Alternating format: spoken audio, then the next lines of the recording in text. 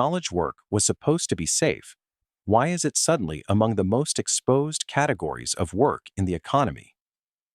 And what is the actual mechanism that makes that true? This is not a video about tech workers. It's not about coders or AI researchers. Those conversations are already happening. This is about the much larger category of people who go to work every day, sit at a desk, and use their education to process information, write things, analyze data, advise clients, draft documents, and make judgment calls. Lawyers, financial analysts, marketing managers, HR professionals, consultants, project managers, people who spent 4 years getting a degree specifically because they were told the cognitive work, the thinking work, would always be in demand. If you're somewhere in that category, this video is not an abstract discussion. It's about the specific economic logic that is reshaping what your work is worth. Here's a number worth sitting with. In 2023, Goldman Sachs published a research note estimating that roughly 300 million full-time jobs globally could be exposed to automation by AI, with the highest exposure concentrated not in manual labor, but in professional and administrative roles. That number got quoted a lot and understood very little. People heard it as a prediction. Your job will be gone by 2030, and either panicked or dismissed it. But that's the wrong frame. It's not a prediction about disappearance. It's a signal about exposure. And exposure operates differently than elimination.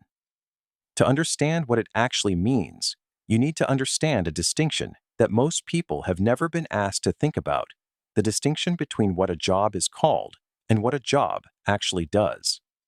That distinction is where the whole story lives. Now that you understand the setup, here's the mechanism. It runs in 4 steps. Step 1. The task decomposition problem. When economists used to ask whether a job was automatable, they looked at the job as a whole. Is a lawyer's job automatable? Seems unlikely, complex, relational, high stakes. Is a financial analyst's job automatable? Probably not. Requires judgment, context, expertise. But that's the wrong unit of analysis. Jobs aren't one thing. Jobs are bundles of tasks. And when you decompose a knowledge work job into its actual component tasks, the things that fill the hours, a very different picture emerges. A junior lawyer spends roughly 60 to 70% of their time on tasks that are informational in nature, reviewing contracts, summarizing case law, drafting standard documents, researching precedents. A financial analyst spends a comparable share on data gathering, report formatting, and producing documents that follow established templates.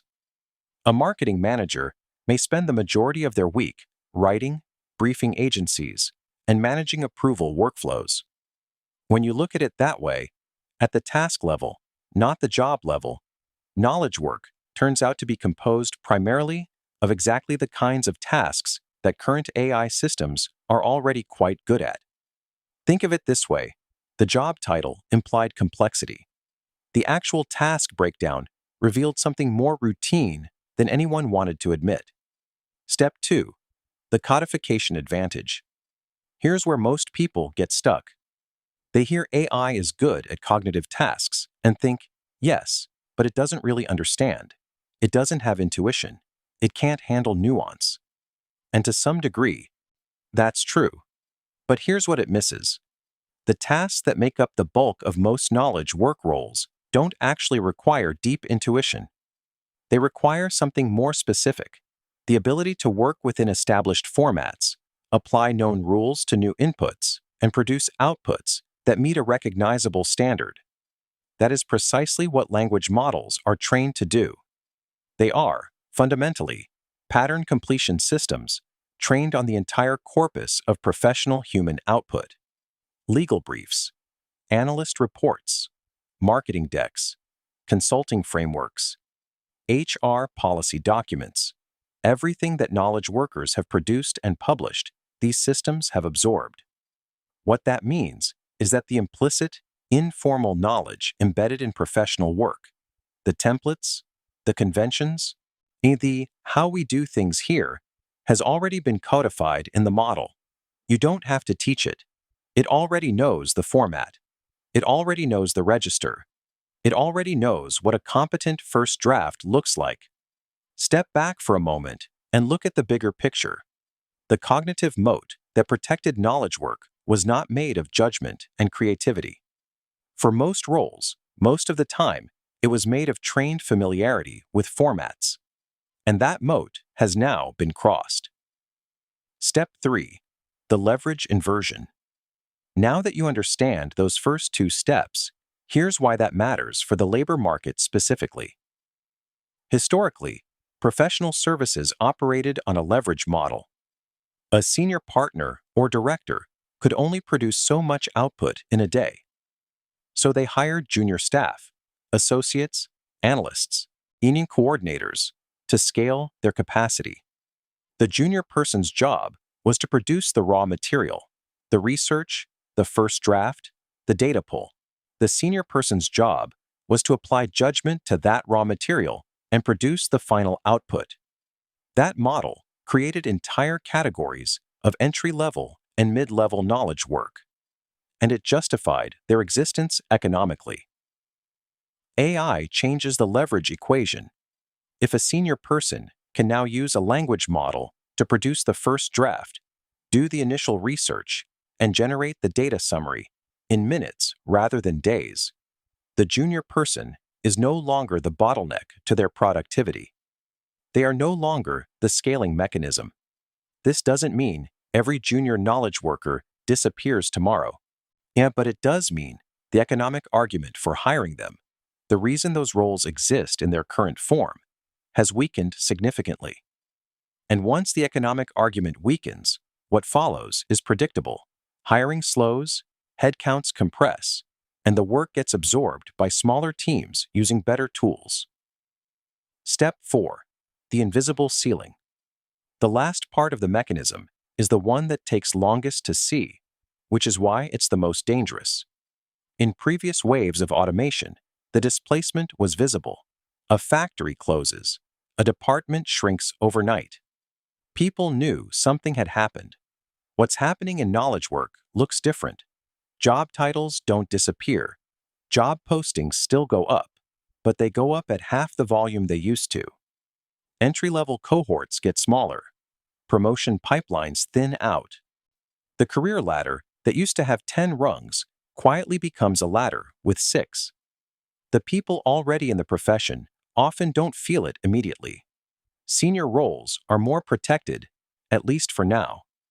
The impact lands first on the people who haven't entered yet, on the 22-year-old who assumes that the path their manager took in 2010 is still available to them in 2025. In many cases, it isn't. The path exists, but it's narrower, and it leads somewhere different. That is the mechanism. Task decomposition reveals that knowledge work is more routine than it appears. Codification removes the informal moat. Leverage inversion removes the economic rationale for junior roles. And invisible compression means the adjustment happens before most people realize it's happening. Here's what the difference looks like in practice, not in the abstract, but in terms of two real trajectories. You're 27, 3 years into a financial analysis role. You've been told you're good at Excel, that your reports are clean, that you hit your deadlines. And all of that is true. But you framed your career around those inputs, the craft of producing the deliverable, rather than around the judgment that the deliverable is supposed to enable. If you don't understand the mechanism we just walked through, you keep optimizing for the deliverable. You get better at the report. You get faster at the model. And one day, you notice that the thing you got very good at is the thing that got automated. And you have no particular claim on the layer above it, because that wasn't where you were building. Now here's the other version. Same role, same 3 years. But this person understood, early, that the deliverable was never the point. The point was the decision the deliverable was supposed to support. So they spent their energy getting close to the decisions, asking why the report mattered, understanding what the senior person was going to do with it, building the ability to hold an opinion about the answer, not just produce the analysis. That person enters an AI-augmented world with something the model cannot replicate: a track record of judgment, a network built on trust, and a clear understanding of where the actual value in their work lives. Same job title, same years of experience, very different position when the leverage inversion arrives. One mental model, not a list. Here it is. Call it the deliverable-decision distinction. Every piece of knowledge work exists on a spectrum. At one end is the deliverable, the report, the document, the analysis, the deck. At the other end is the decision, what the organization actually does as a result. Most knowledge work roles live somewhere in between, but the weight of the work tends to cluster toward one end or the other. The deliverable end is where AI is moving fastest. The decision end, the part that requires judgment, relationship, context, stakes, and accountability, is where human value is concentrating. The practical implication is not complicated, but it does require honesty. Map your current week against that spectrum. Where does the majority of your time and energy actually go? Is it in producing outputs? Or is it in thinking about what those outputs should cause to happen?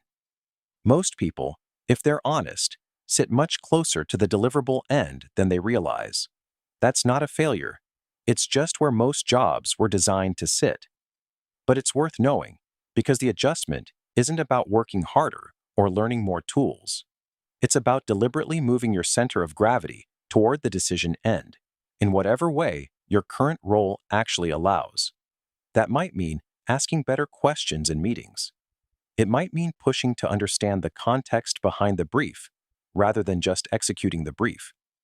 It might mean making your own opinion explicit, even when you're not asked for it, and being willing to be wrong.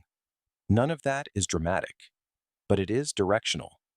And in a labor market that is compressing the middle, being directional is the difference that compounds. So, back to the question we started with.